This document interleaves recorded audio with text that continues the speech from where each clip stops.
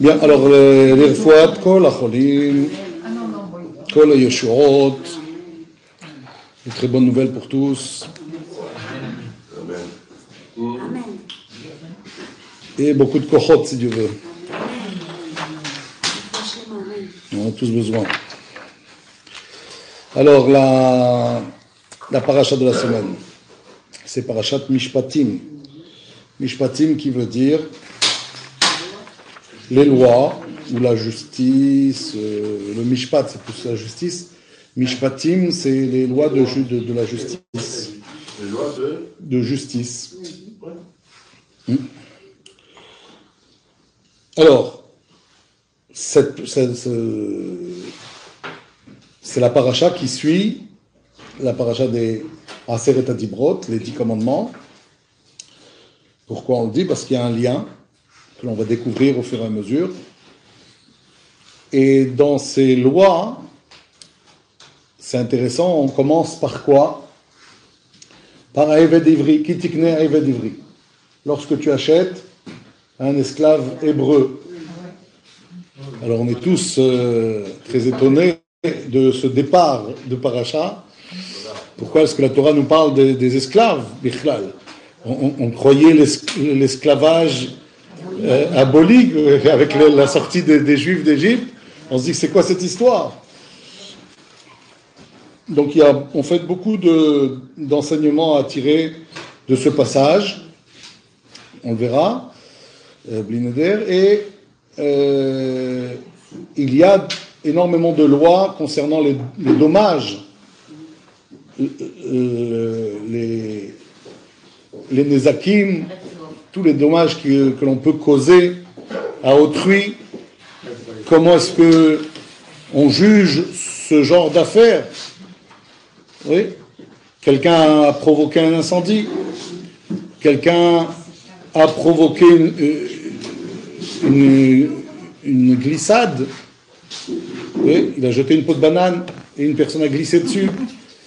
Quelqu'un n'a pas, gardé correctement son chien et qu'il a mordu. Qu'est-ce qu'on fait dans ces cas-là? Quel rapport avec les paroles? Quel rapport avec les paroles? On va voir. Mais pour l'instant, je suis en train de dire qu'est-ce qu'il y a dans la paracha. Il y a les shomrim. Qu'est-ce qu'on appelle les shomrim? Les gardiens. Les gardiens. C'est pas les gardiens de but. C'est celui à qui on donne un objet en dépôt. Hein? Tu me le gardes pour un mois. Tu me le gardes parce que je suis en voyage, etc. Je te donne de l'argent. J'ai peur qu'on me le vole. Toi, chez toi, c'est plus sûr. Alors, je te donne à garder. Et voilà que l'argent a disparu. Qu'est-ce qu'on fait? Quand quelqu'un emprunte un objet, j'emprunte un marteau, et puis ce marteau a disparu. Ce marteau s'est cassé. J'ai pris une scie électrique. Cette scie ne marche plus. J'ai emprunté. Quelle différence il y a entre celui qui emprunte? Donc il y a en fait la chose chez lui qui ne lui appartient pas, à celui à qui j'ai remis cette chose en dépôt. Il y a celui aussi qui garde, mais il reçoit de l'argent pour cela. C'est pas la même chose que celui à qui j'ai demandé un service. Rends-moi un service et garde-moi cet objet. Garde-moi mon chien. Et que le chien est mort. Vous comprenez, il y a une différence. Si je lui ai donné le chien et je lui ai dit, écoute, je te paye pour le mois où je ne suis pas là, je te paye tant. Donc tu es un gardien, mais qui est en fait un salarié. Alors que si je te demande de me rendre service, est-ce que la responsabilité, elle est la même?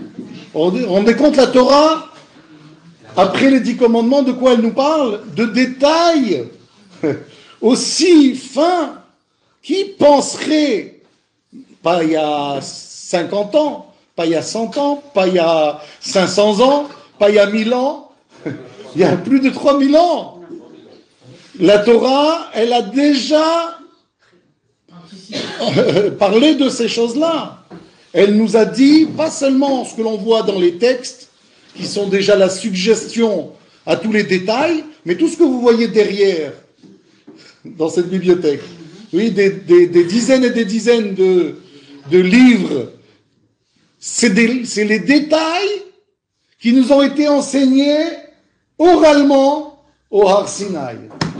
Moshe a reçu tous ces enseignements qui sont sous forme de principes, qui sont sous forme, mais que les haramim ont eu le besoin de détailler, et tout ça se faisait à l'oral jusqu'au moment où ils ont décidé de le mettre à l'écrit, parce que les têtes des élèves n'arrivaient plus à, comment dire, recevoir toutes ces informations et les conserver.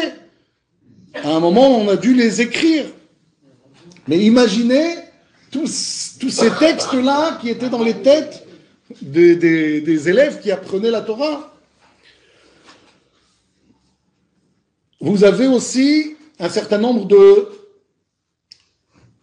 lois sur les tribunaux. Comment est-ce que les tribunaux devaient juger?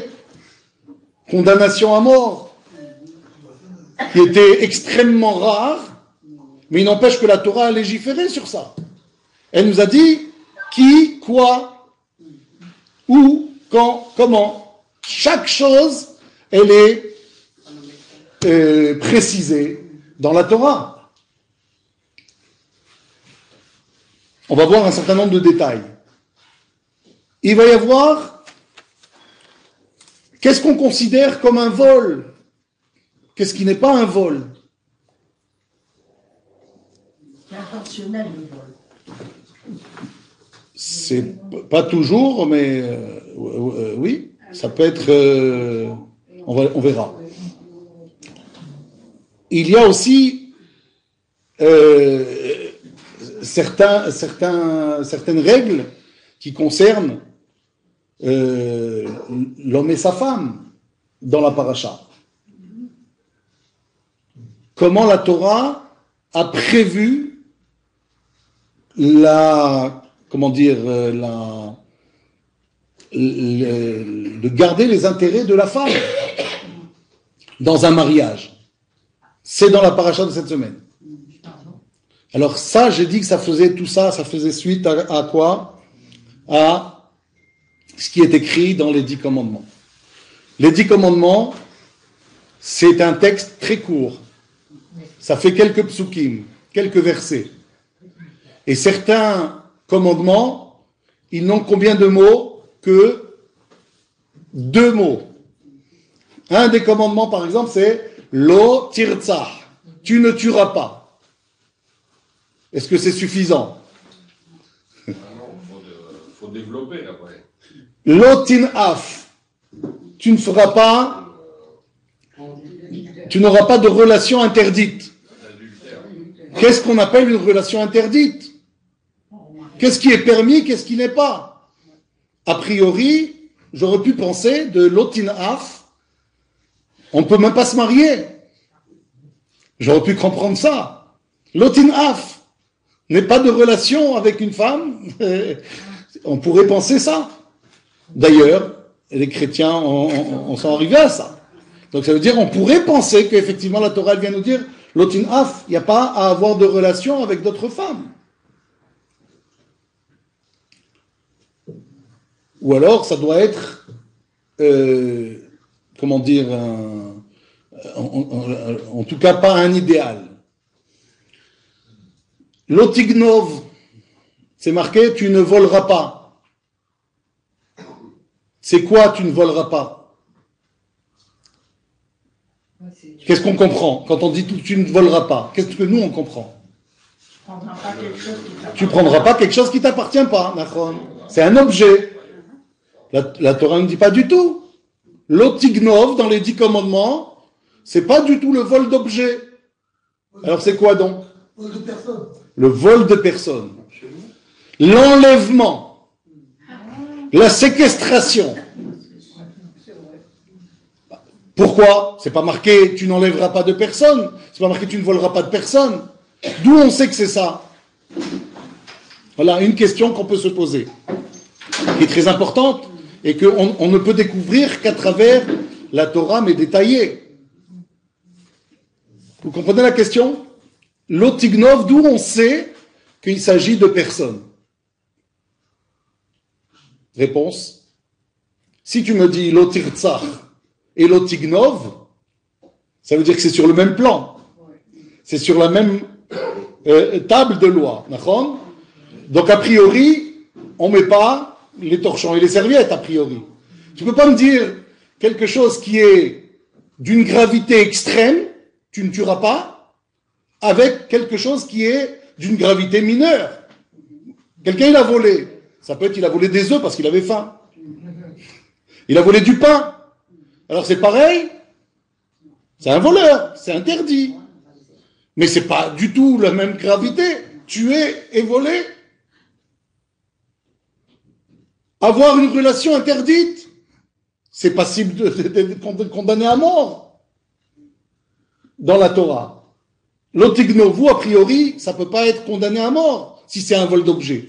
Voilà pourquoi on nous dit, non, là, il ne s'agit pas du vol d'objet, il s'agit du vol de personnes. Et alors, on apprend de là que le vol de personnes, ça donne quelles conséquences? La même gravité que l'otirtsar. C'est aussi grave que de tuer. Si j'ai pris quelqu'un, chas v'shalom, comme on entend des fois dans les films, hein, un enfant qui a été kidnappé, une jeune fille qui a été kidnappée, et qui est restée pendant, vous vous rappelez, il n'y a pas si longtemps que ça, hein, on a entendu parler d'une fille qui, combien d'années elle était séquestrée, et que finalement elle a réussi à s'échapper après peut-être une vingtaine d'années. Elle est restée jusqu'à l'âge de 18 ans. Oui. C'est toute une vie gâchée, ça. Vous comprenez? La Torah, elle nous le met sur le même plan que l'otirtsar. Où est-ce que ça figure la sanction de celui qui enlève une personne dans la paracha de Mishpatim? Donc c'est pas pour rien que je vous ai dit Mishpatim, ça suit immédiatement les 10 commandements, pour dire que quand les 10 commandements sont dits, ouais, c'est seulement le principe général. Mais il va de soi que la Torah n'a pas donné que les 10 commandements. Si vous interrogez les Juifs, hein, dans leur ensemble, vous demandez qu'est-ce que Dieu a donné comme Torah? Ils vont vous dire les 10 commandements. Et à tout le reste, non, ça c'est les rabbins qui ont écrit. Vous comprenez? Alors que pas du tout. La suite logique des 10 commandements, c'est Ve'ele ha-mishpatim, c'est le premier passouk de la paracha suivante. Comment elle commence? Ve'ele. Traduction? Voici. Et voici. Si tu me dis voici les lois, je comprends que tu vas me donner une liste de lois. Alors là, c'est voici. On commence le texte par voici des lois. Les lois qui vont suivre. Mais si tu me dis et voici, ça vient bien me dire que tout ce que je t'ai dit avant, c'est les principes généraux. Et maintenant, je te dis quels sont le détail. Alors maintenant, donc je vous dis, on va prendre déjà l'otirtsar. Tu ne tueras pas. C'est 2 mots. 2 mots, a priori, ça dit quoi? Et puis, si vous voyez dans un chumash, vous voyez qu'il y a 2 signes dans ces 2 mots. Il y a une façon où c'est écrit, une façon où on doit le lire. Il y a, vous savez, dans les mots de la Torah, dans le chumash, vous avez un mot, on va dire que ça c'est la lettre, ok, j'ai pas le feutre. Et en dessous, vous avez les voyelles. Kamatz, Patach, Sheva, etc. Et vous avez, à part les voyelles, ce qu'on appelle les te'amim. Les te'amim, c'est quoi? C'est comme des virgules parfois, des points, des petites clochettes. Oui? C'est pour nous dire quoi? Quand est-ce qu'on s'arrête parce que c'est la fin d'une phrase? Quand est-ce qu'on fait une demi-pause parce que c'est une virgule? Oui? Quand est-ce qu'on chante en montant? Quand est-ce qu'on chante en descendant? Vous comprenez? C'est comme ça qu'on sait comment il faut lire à la Torah. C'est pas interprétation libre. On peut croire que le rabbin, quand il est à la Torah, Il dit, tiens, je vais chanter comme ça aujourd'hui, ça me plaît de chanter comme ça. Pas du tout. Il faut bien comprendre que tout est calculé, détaillé, précis, de la façon dont on doit le lire. Si c'est une virgule, si c'est pas une virgule. Parfois c'est un zigzag, je ne sais pas si vous avez fait attention. Un zigzag, ça se chante comme un zigzag. Ça s'appelle darga, darga tevir. Hein? Et alors, comment on chante un zigzag? Darga. C'est comme ça qu'on enseigne au bar mitzvah d'ailleurs. Hein? Darga. On fait comme une sorte de zigzag. Et c'est comme ça qu'on le chante. Et des fois c'est tevir, c'est une descente. Alors bon, il y a bien des sens derrière tout ça. Alors, pourquoi j'ai dit ça? Parce que dans l'eau tirtzach, ce sont deux mots. Est-ce qu'il y a une virgule quelque part? Je vous dis, ça dépend. Tel que c'est écrit dans le Chumash, la virgule, elle est dans ce sens, ça veut dire que ce n'est pas une virgule. Si vous voyez dans la façon dont le rabbin doit le lire, il y a une virgule, c'est-à-dire qu'elle est dans l'autre sens. C'est-à-dire qu'il y a deux textes dans les 10 commandements. Vous avez un texte comme il est écrit dans la paracha, et un texte à part où on nous dit voilà comment il faut le lire le jour où on lit la Torah. Et donc, une fois il y a une virgule, une fois il n'y en a pas. Comment c'est possible? Il devrait y avoir une virgule ou il ne devrait pas y avoir une virgule? Dans les deux mots, lo tirtzah, tu ne tueras pas. Est-ce qu'on devrait lire comme ça? Ne tue pas, ou bien pas du tout, tue. Comment c'est possible? Si on met une virgule après l'eau, ça veut dire qu'on me dit l'eau, pas, non, tirtzah. Je ne sais pas si vous comprenez le changement que ça peut faire une virgule dans la Torah. Est-ce que la Torah, elle me dit de tuer ou de ne pas tuer? En fait, elle me dit, quand c'est écrit, elle me dit lo tirtzach, le pshat, c'est lo tirtzach, ne tue pas. Mais dans le drash, ce qu'on appelle ta'am elyon, là, on me met la virgule. Et comment vous avez entendu ce Shabbat? Celui qui a chanté le chant de lo tirtzach, il a mis une virgule ou il n'a pas mis une virgule? Comment il a chanté? Celui qui a fait attention. Il a chanté lo tirtzach, ou bien il a chanté lo tirtzach. Il a chanté comme ça. C'est comme ça qu'on doit chanter. On doit chanter lo tirtzach. Donc celui qui entend, il entend. Pas du tout, non, lo tirtzach, tue-le. Comment c'est possible?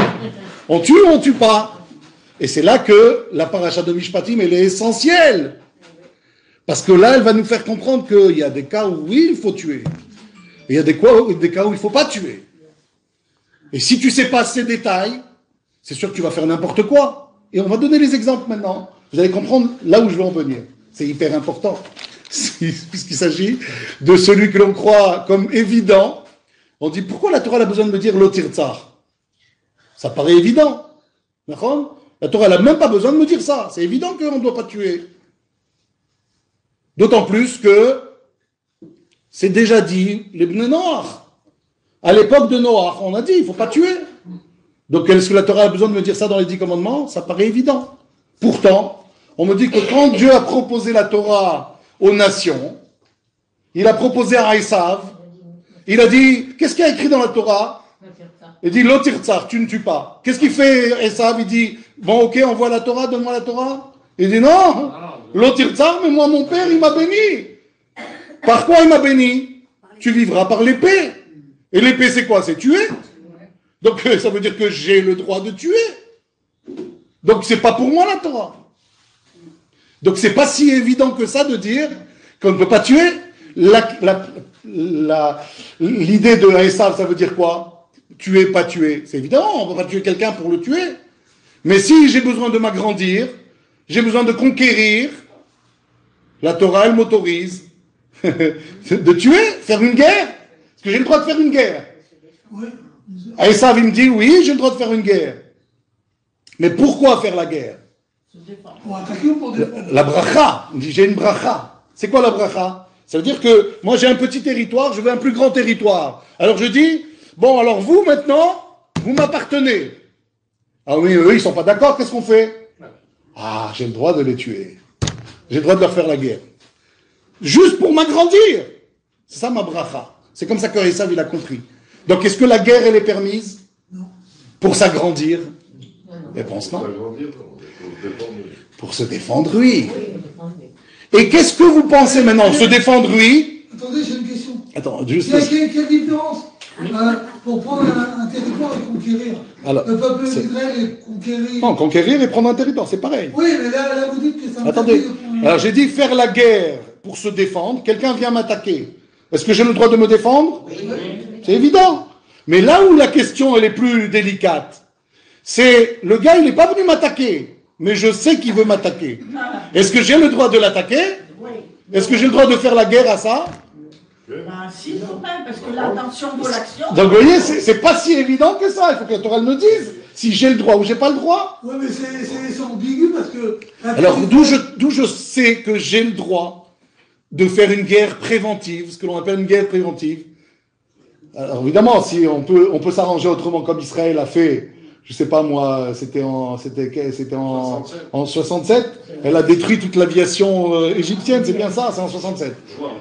Alors, donc si on peut détruire sans tuer, c'est une guerre préventive qui est intelligente. Ok, très bien. Maintenant, si on n'est pas au temps des avions, donc comment est-ce qu'on peut éviter que l'ennemi nous attaque si on sait qu'il se prépare à nous attaquer? On n'a pas besoin d'attendre qu'il nous attaque pour nous défendre. D'où on sait ça? La Torah, elle dit Abba leorgecha, ashkem leorgo. Où est-ce qu'elle apprend ça, la Torah? Celui qui vient te tuer, tue-le. Alors il faut qu'il vienne. Tant qu'il n'est pas venu, je ne peux pas le tuer. Alors comment je peux savoir? La Torah, elle apprend ce principe-là d'un voleur qui vole la nuit. Comprenez bien, vous allez comprendre la réponse à notre question. Le voleur qui vole la nuit. On dit, la nuit, j'ai le droit de le tuer. Ah bon, pourquoi j'ai le droit de le tuer? Parce que pourquoi il vole la nuit? C'est parce qu'il a peur de se faire prendre. Autrement dit, si tu le prends, il peut te tuer. Donc ça veut dire que le gars, il a même l'intention de te tuer si jamais tu le surprends. C'est ça, Habba leorgerka, ashkem leorgo. Comprenez? Mais si quelqu'un il vole en plein jour, ça veut dire qu'il ne cherche pas nécessairement à tuer ce gars-là. Donc celui-là, si tu le tues, c'est grave. Parce qu'il n'est pas Habba leorgerka, ashkem leorgo. Donc vous comprenez que ici la Torah, elle vient nous faire comprendre à travers cette histoire de vol, à quel moment, oui, ça s'appelle se défendre, même si pour l'instant il ne vient pas te tuer, et quand est-ce que non? Vous comprenez, la Torah, elle est précise jusqu'à ce point-là. Donc voilà pourquoi la Torah te dit des fois, lo tirtzach, tu ne tues pas, des fois elle te dit, lo tirtzach. Parfois, oui, il faut tuer. Faire une guerre. Si tu ne fais pas la guerre parce que tu te dis, oui mais non, tant qu'on ne m'attaque pas, moi j'attaque pas, t'es cruel. Envers qui t'es cruel? Envers ton peuple. C'est sûr que tu te dis, ah non, mais moi je veux pas tuer d'humains, je veux pas tuer des hommes. Oui, mais tu sais qu'ils se préparent à te tuer. Tu dis, non, mais tant qu'ils viennent pas, moi je... Oui, mais en attendant, tu leur donnes la possibilité de le faire. Donc si tu es miséricordieux avec l'ennemi, la Torah nous dit, tu es cruel avec ton peuple. Ouais, mais enfin, comprenez? C'est hyper important. Josué, quand il est rentré en Israël, il a bien conquéri des territoires, il a bien tué des gens. Donc dans ce cas-là, est-ce qu'il avait le droit ou pas? Alors, bravo, bonne question.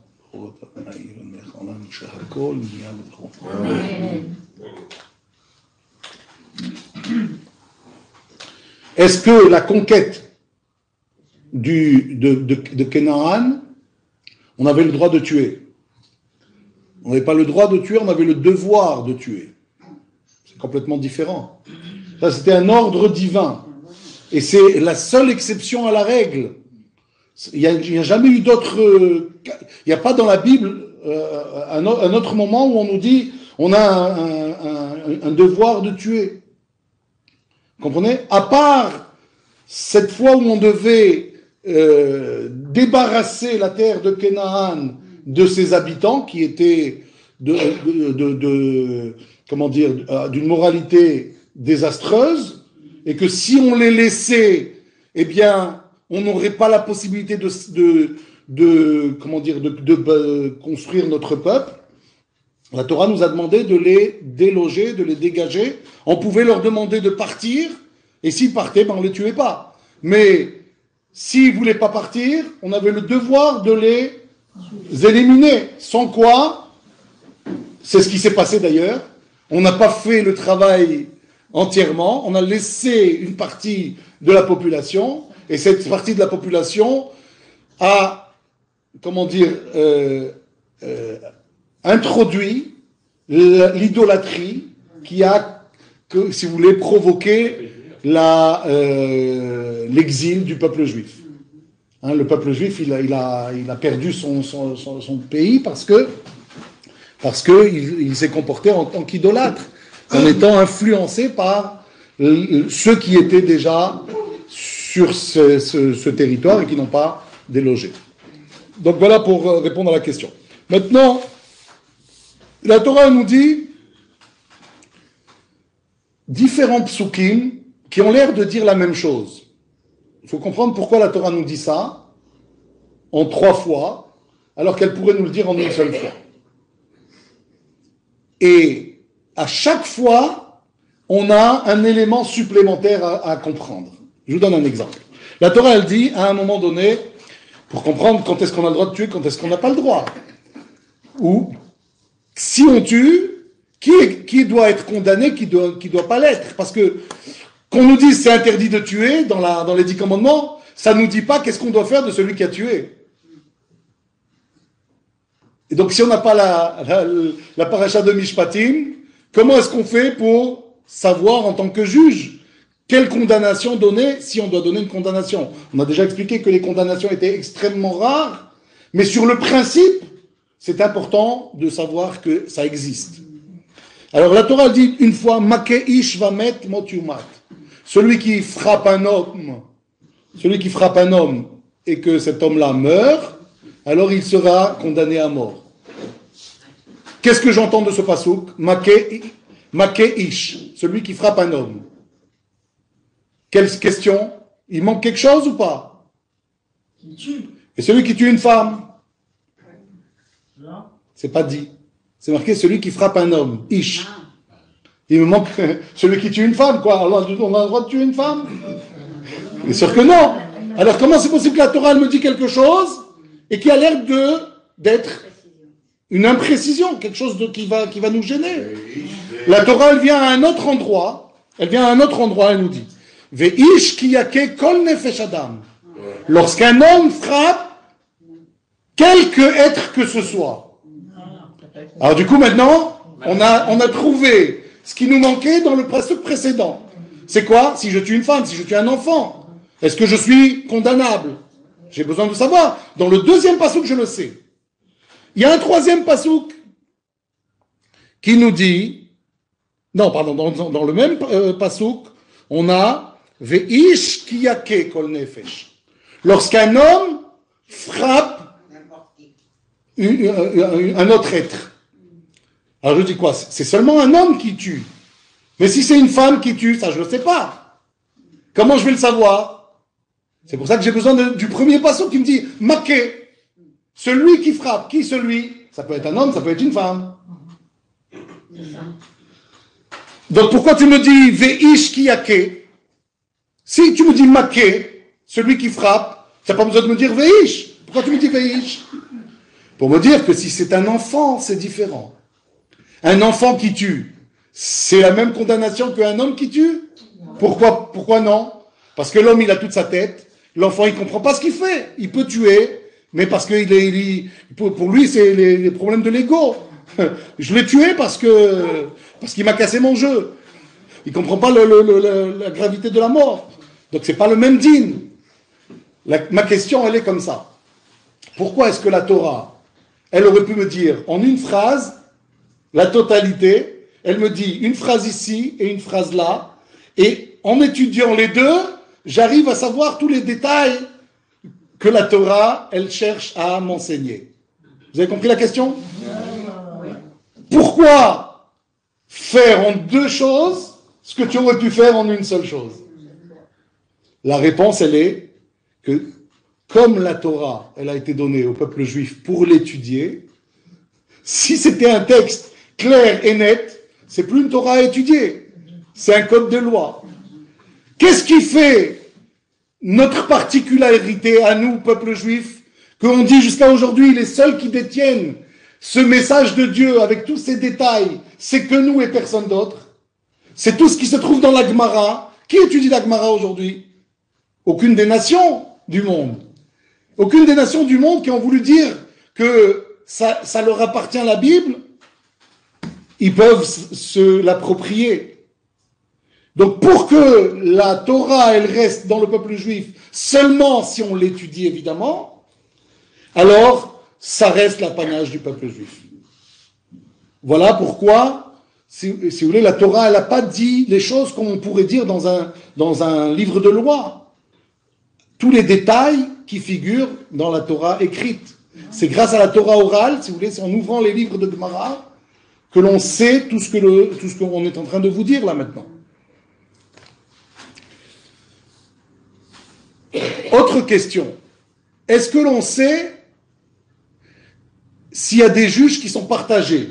Vous avez 23 juges ou 70 juges, 71 juges, ok? Qui doivent décider si un gars est à condamner à mort ou pas. Et il y a moitié et de l'autre côté, un de plus.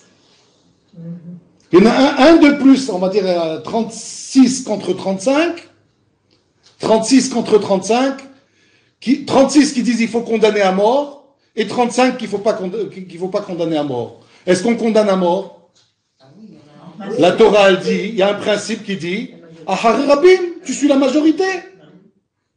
Donc, d'après ce passouk, comment les juges auraient dû faire s'il y a 36 contre 35? On fait comme les 36. Mais il y a un autre passouk qui vient qui nous dit autre chose. Vous voyez comment la Torah, c'est des recoupements. Si on peut pas dire, ah, je connais un passouk, je connais la vérité. Tant que tu n'as pas étudié toute la Torah, tu peux pas décider.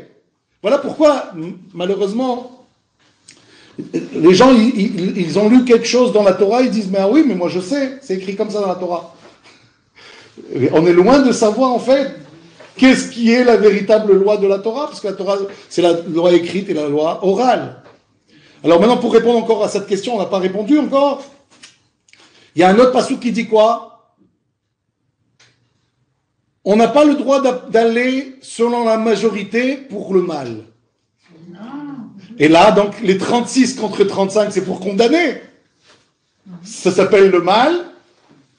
Dans ce cas-là, on ne condamne pas à mort. S'il y a une majorité nette, là, on peut condamner à mort, mais sinon, non.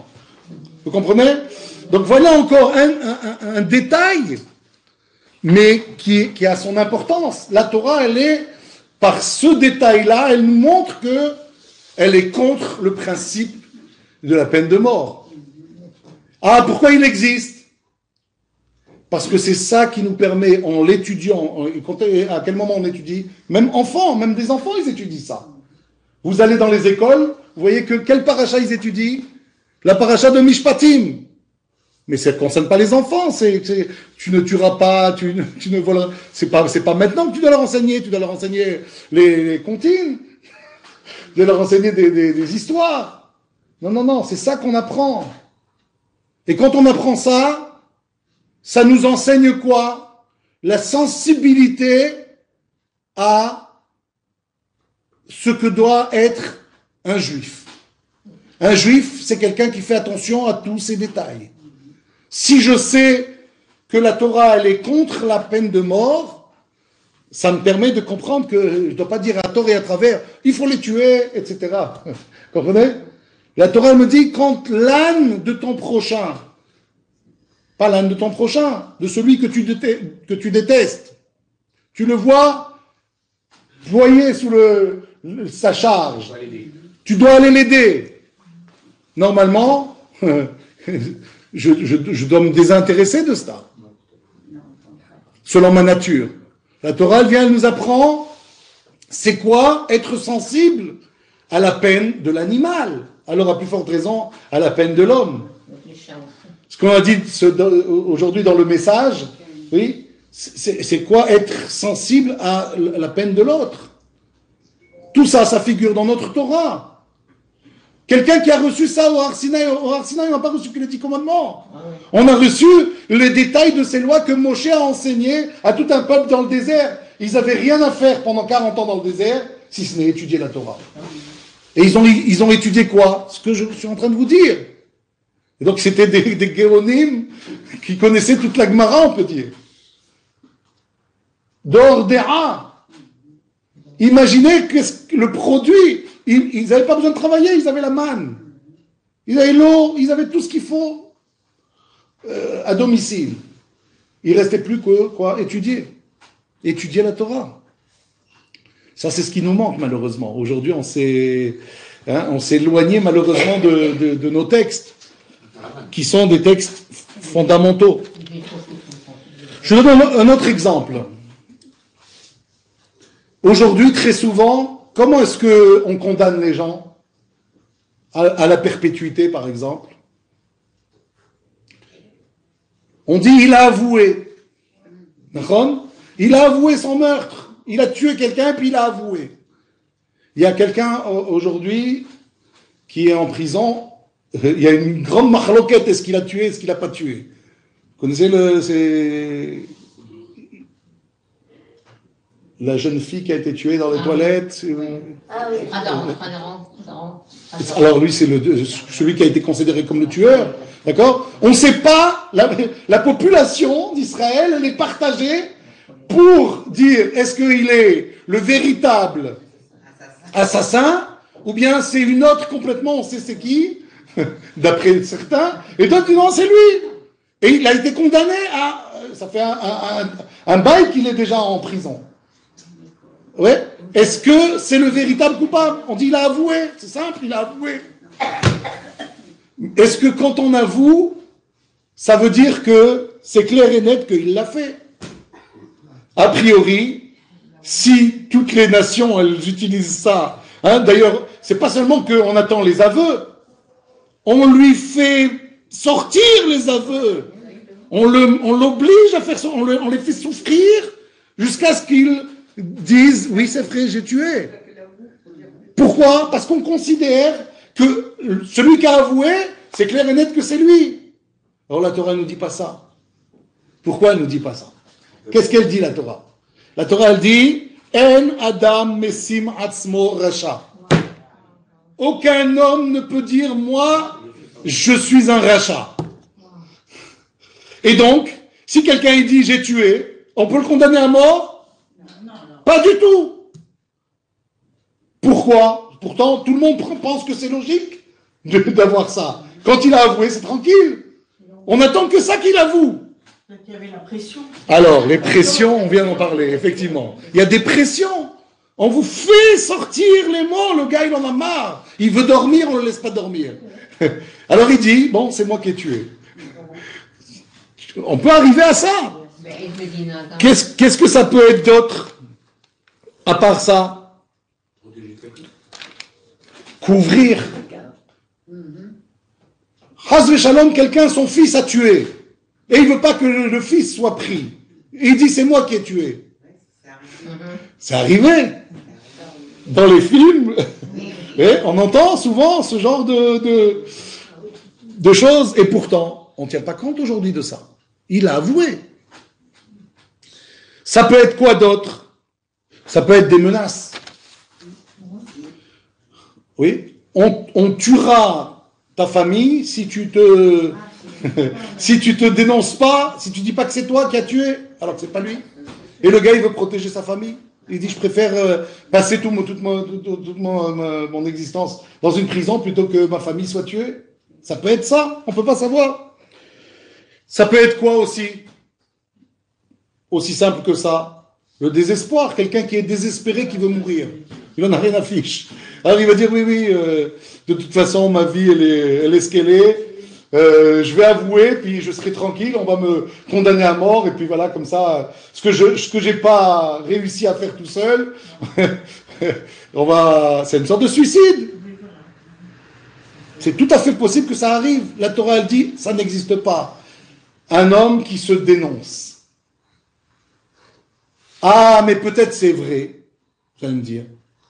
Il y a sûrement des gens qui ont avoué, et que c'était vrai que c'était eux. Et peut-être même c'est la majeure partie des cas. De là, on découvre que la Torah elle nous dit, même si effectivement peut-être il y a de fortes chances que ce le soit, eh bien, la Torah elle est contre ce fait-là, de tuer pour ça. Tant que tu n'es pas sûr à 100%, tu ne condamnes pas quelqu'un à mort. Ça, c'est quelque chose de grandiose. Ça prouve que la Torah elle est loin de cela. La Torah elle est plus préventive.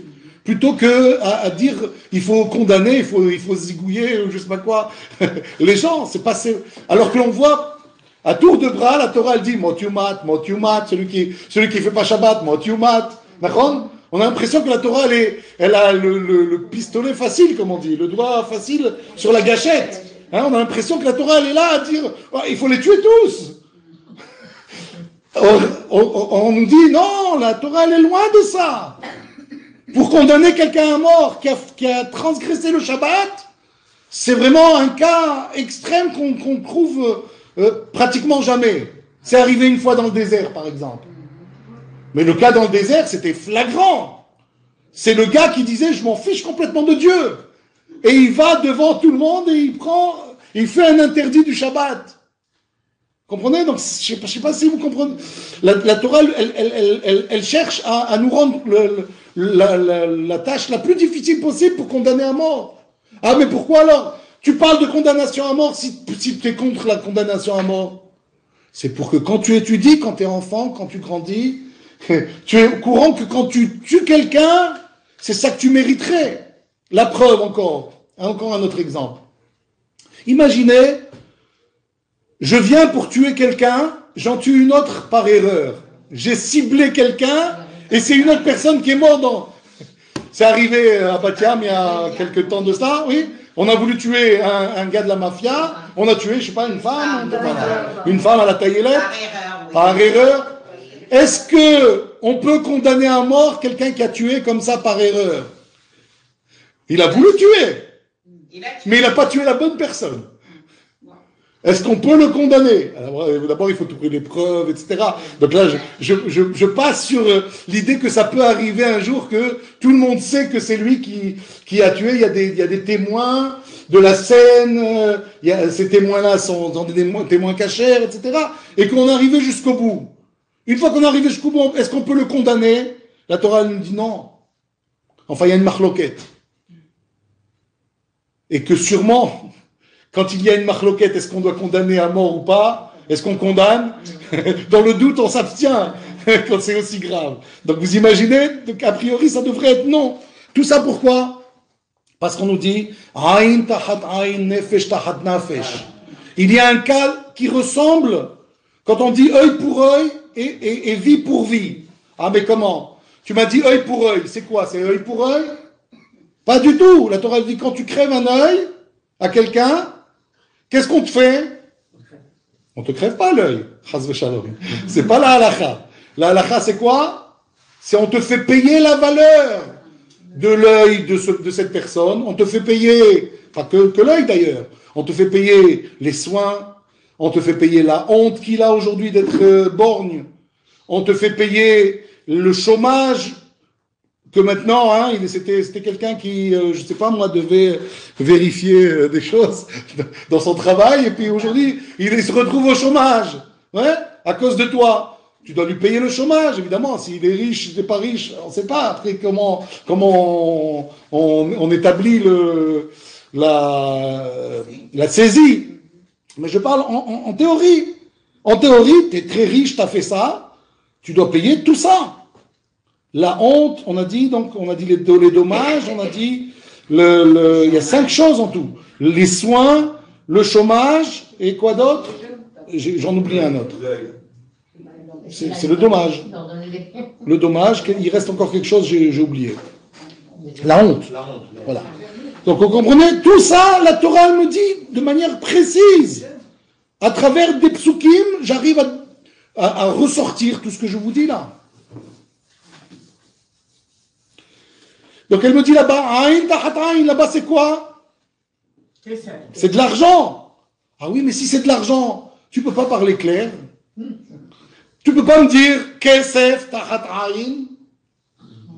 Pourquoi la Torah me fait quelque chose qui a l'air alambiqué? Pourquoi tu me dis Aïn tahat aïn? Parce que la Torah elle veut me dire, tu sais, toi, ce riche-là, toi, le riche, qui a crevé l'œil du pauvre, parce que tu t'es cru tout permis, tu mériterais qu'on te crève un œil. C'est ça, Aïn tahat aïn. C'est-à-dire que l'enfant qui étudie ça, il devrait comprendre que c'est tellement grave de faire du mal à autrui que jamais, Hazve Shalom, ça n'arrivera chez lui. C'est ça, la Torah, elle cherche à prévenir plutôt que guérir. La Torah ne cherche pas à dire, bon, eh ben, qui se passe ce qui se passe, et puis après on verra, on condamnera là où il faudra condamner. La Torah elle te dit, non, non, non, moi je te prépare à ce que jamais tu n'arrives à être condamné.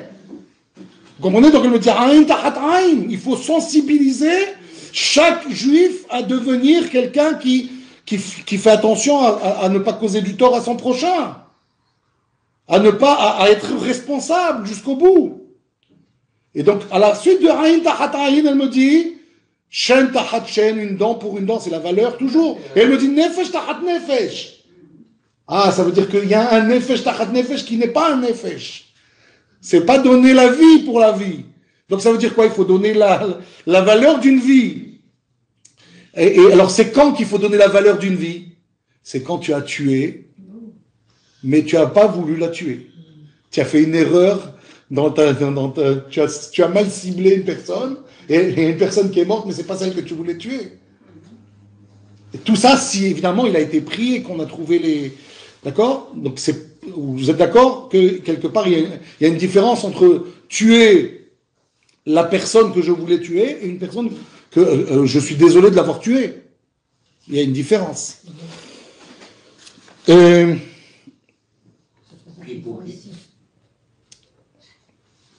Autre chose, lo tirtzach on a dit. Tu ne tueras pas. Quand est-ce que oui, j'ai le droit de tuer? Quand est-ce que non, j'ai pas le droit de tuer? Alors il y a, évidemment, est-ce que j'ai le droit de tuer sous la menace? On te dit, tue-le ou je te tue. C'est arrivé ou pas? C'est arrivé. Le despote cherche à te déstabiliser. Il cherche à te faire du mal plus que... C'est-à-dire, il veut vous tuer les deux, ok? Mais il te dit, tu sais que je vais jouer avec toi, au chat et à la souris. Et te dire, tu sais quoi, tue-le ou je te tue. Genre, si tu le tues, je te tue pas. En fait, je veux te tuer. Mais il veut jouer avec. C'est arrivé pendant la Shoah. Tue-le ou je te tue. Est-ce que j'ai le droit de tuer? Comment savoir? L'otirta. J'ai le droit de tuer, j'ai pas le droit de tuer, a priori. C'est difficile à savoir. Si tu me laisses moi décider, ben je vais décider. Qu'est-ce que je vais décider? Si tu me laisses décider. Je le tue. Parce que c'est pas que je veux te tuer, mais tu comprends. Je veux sauver ma peau, chacun sauve sa peau dans la vie. Si je te laisse décider. La Torah elle me dit, pour tout dans la Torah, tu te laisses tuer et tu le fais pas. On te dit mange du porc, mange du porc. On te dit mange à Kippour, tu manges à Kippour. On te dit, je sais pas moi, ne fais pas la Brit Mila, tu fais pas la Brit Mila. Pikuach nefesh dochet kol la Torah kula. Quand ma vie est menacée, j'ai le droit de transgresser toute la Torah, sauf 3 choses. Quelles sont ces 3 choses? Avodazara, on me dit, fais de l'idolâtrie ou je te tue. C'est la Torah qui me l'indique. Sans ça, j'aurais pas pu savoir. La Torah me dit, tu me dis d'aller avec une femme mariée ou je te tue. Parce que je sais que pour toi c'est interdit, j'ai envie de te le faire faire. Comprenez? Et donc on te dit, allez vas-y, fais-le. Ou je te tue. Qu'est-ce qu'on fait? on est prêt à mourir pour ça. Ça veut dire que ce sont des choses qui sont des bases de la Torah. Et quand on entend chez certains autres dire les 7 péchés capitaux, et parmi ces 7 péchés capitaux, il y a quoi par exemple? Un exemple, la gourmandise. C'est un peu douteux, je suis d'accord. Si on me dit la gourmandise c'est un péché capital, bon, je dis il y a un problème quelque part. Dedans. Parce que si c'est un péché capital, on a tous péché capitaux. Vous comprenez? On est tous dans le péché capitaux, alors on est tous un peu gourmands, qu'est-ce que ça veut dire? C'est terrible de ne pas pouvoir être gourmand, quoi. Hein? Bah oui. Oui, il y a un film, Seven. Et Trataï, Animaskirayom, oui. On a, comment dire, vu des films quand on était jeunes. Ouais. C'est des... On en voit encore peut-être des fois.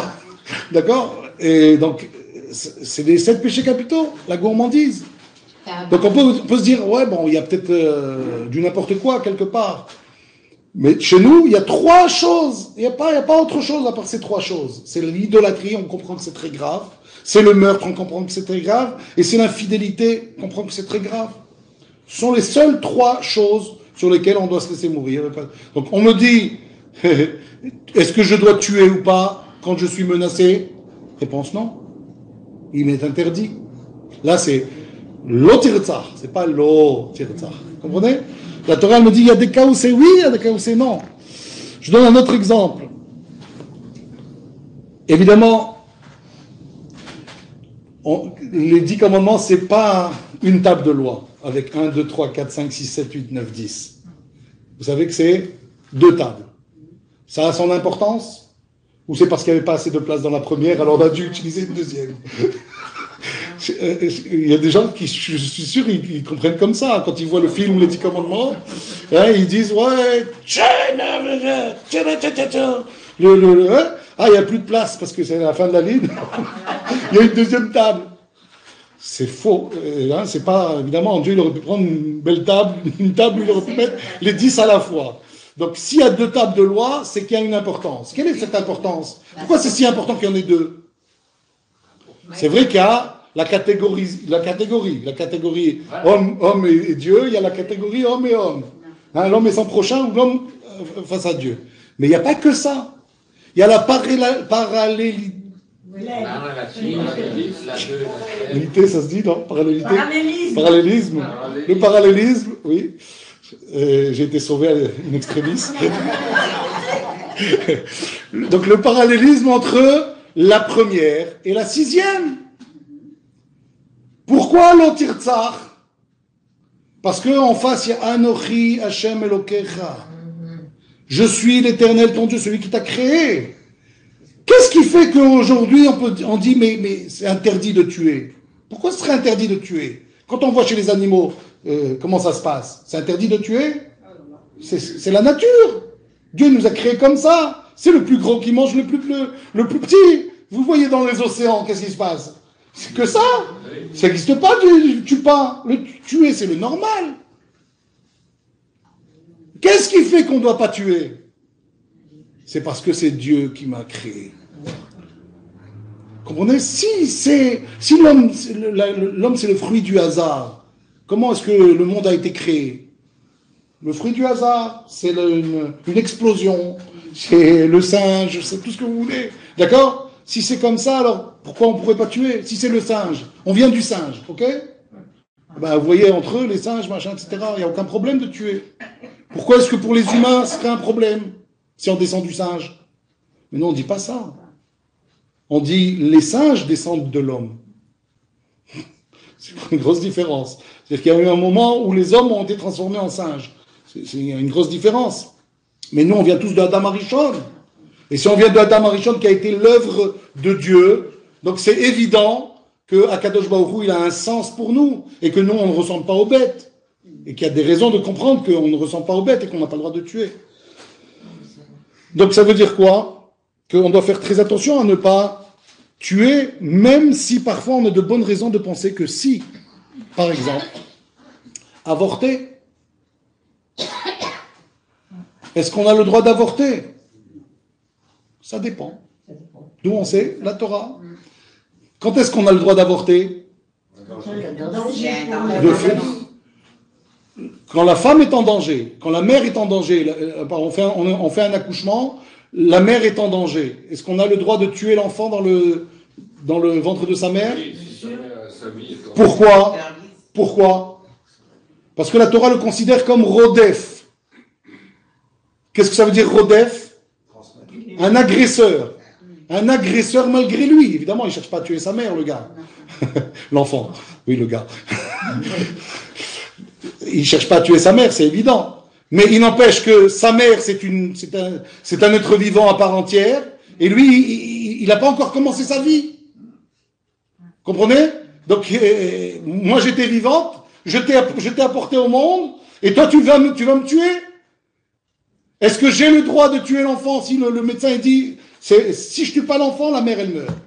Qu'est-ce qu'on fait? On tue l'enfant. Vous voyez que il y a des cas où on doit savoir quoi faire. C'est la Torah qui nous le dit. Et si on n'a pas cette idée qu'il y a un rodef, quelqu'un qui vient me tuer, j'ai le droit de le tuer. C'est un agresseur, malgré lui. Eh bien, j'aurais jamais su ça. Un autre cas de figure. Est-ce que j'ai le droit de tuer quelqu'un qui souffre? L'euthanasie. Mais il souffre, vous n'avez pas de pitié. Même si Et c'est le gars, il demande tuez-moi. Mais vous n'avez pas de pitié. Comment savoir que oui ou non? Il n'y a que la Torah qui peut me le dire. C'est dans les psukim, si vous voulez. C'est dans un pasuk. La Torah nous dit, c'est dans la paracha de Noach. Miyad ish achiv. Si quelqu'un tue Miyad ish achiv, de son frère. Pourquoi tu te dis de son frère? C'est le frère qui tue l'autre frère.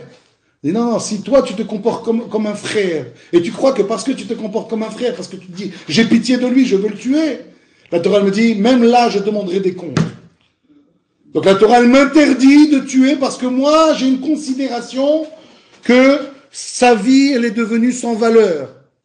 Mais qui te permet de dire ça? Qui te permet de dire que sa vie elle est devenue sans valeur? Parce que tu vois qu'il souffre, parce qu'il te le demande. Même ta vie à toi, tu n'as pas le droit de l'ôter. Parce que la Torah, elle t'a dit, je t'ai remis, hein, dans la paracha, on a parlé tout à l'heure, du chômeur.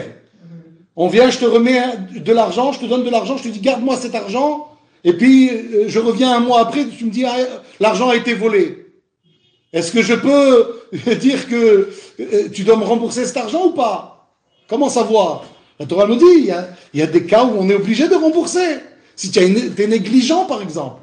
Ah oui, moi, j'ai gardé gratuitement. Oui, tu as gardé gratuitement, mais tu as laissé la porte ouverte de chez toi.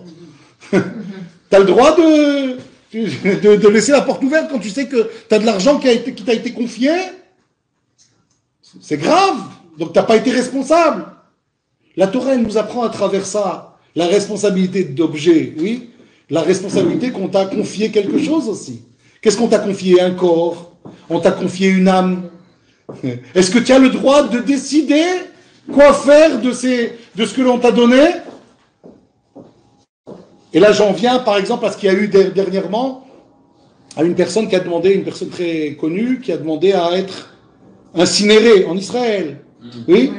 Est-ce que tu as le droit de décider quoi faire de ton corps? Une fois que tu n'existes, tu perds la vie. Ouais, est-ce que tu dis, voilà, de mon vivant, je dis, quand je meurs, voilà ce que je voudrais que vous fassiez. La personne a le droit de décider, c'est sa volonté. Est-ce qu'on doit faire sa volonté? D'après la Torah, non. Mais tu n'as pas le droit de disposer de ce corps que l'on t'a confié. Qui t'a confié ce corps? Dieu. Évidemment, si tu considères que tu viens du singe, tu as le droit. Comprenez en quoi la croyance, elle est hyper importante. Si tu crois que c'est Dieu qui t'a créé, ou si tu crois que tu es là par hasard, ça change tout. Si c'est Dieu qui t'a créé, donc c'est Dieu qui t'a donné une vie, il t'a donné un corps. Même ce corps, tu n'as pas le droit d'en disposer. La Torah elle te dit, dès les premiers psukim, c'était intéressant d'ailleurs. Pourquoi un humain il aurait pensé à écrire une chose pareille?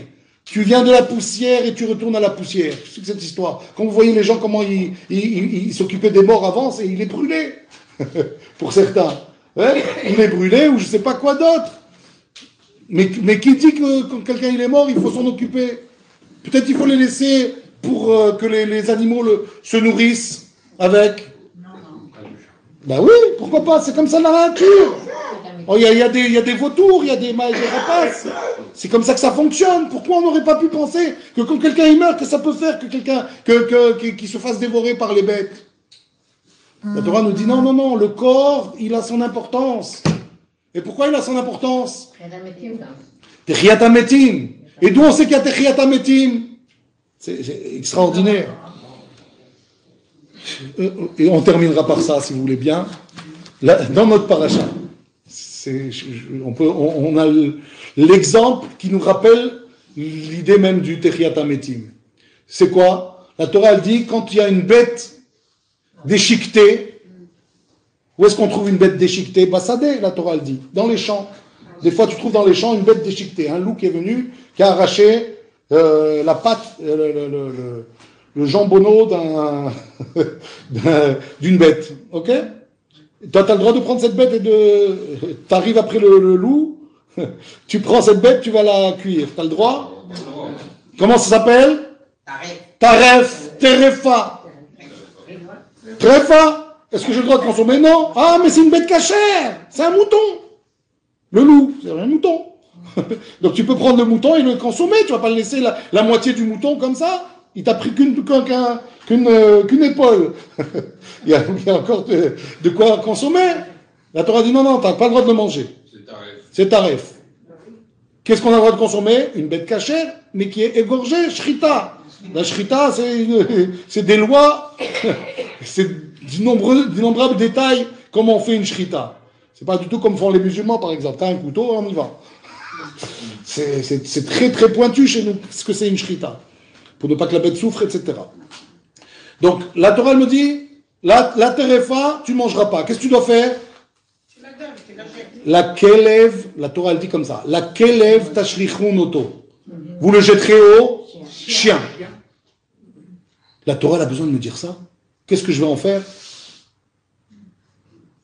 Et si je le jetais au poisson, pourquoi la Torah me dit, tu le jetteras au chien et au chat? Pourquoi j'ai pas le droit de le jeter au chat? Parce qu'on mange ni l'un ni l'autre. Non, mais pourquoi la Torah me dit, tu le jetteras au chien? Fallait me dire, donne-les à manger aux animaux. Non.